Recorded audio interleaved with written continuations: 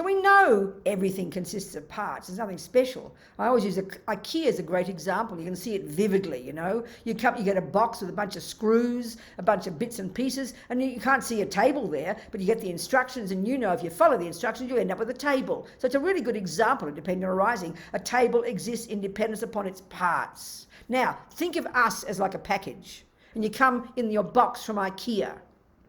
You're going to have thousands of parts, aren't you? All the bits of the body and all the bits of the mind. Think about it. You're going to have millions of bits. And this is a really interesting point. This type of analysis of dependent arising, you've got to be very accurate. So when you get your package for the table or the shelf in IKEA, you've got exactly the number of screws. They don't just chuck in 47 screws and cross their fingers. It's very precise. You get exactly the right screws, exactly the right little kind of thing, exactly the right measurement, and you know that. So it's really accurate. That's the analysis we have to do with dependent arising. It's about details, you know.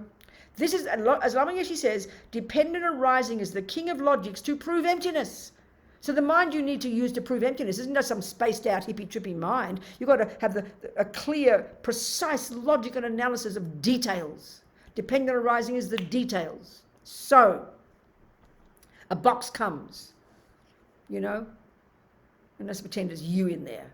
Box called, you ordered one Robina, one me, one Rain, whatever you got. So now, so this is the analysis we have to do, because what Buddha's telling us is this. Because of ego grasping, we believe 40 trillion% with 40 trillion% certainty that there is all the parts, as the eyes and the nose and the ear and the thousands of bits of the body and the bones and the ligaments. Then was the mind. We've got the bits of anger and bits of love, and there's jealousy and there's this and there's that. There's the thousands of bits of the mind all in the IKEA box, and there's the thousands of bits of the body all in the box.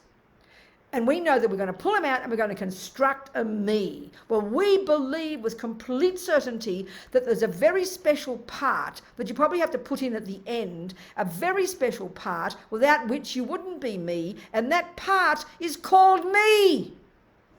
A little mini me in there. You've got all the bits together, you've got the body, the mind together, all the bits and pieces, the anger, the love, the jealousy. There's your complete package of me. But you think, where's the me? Where's the inherent me? Where's the special part, like my friend Pende says, that walks hand in hand with the other parts? That's like the boss part. It's like you put the me in there and then you become a real person.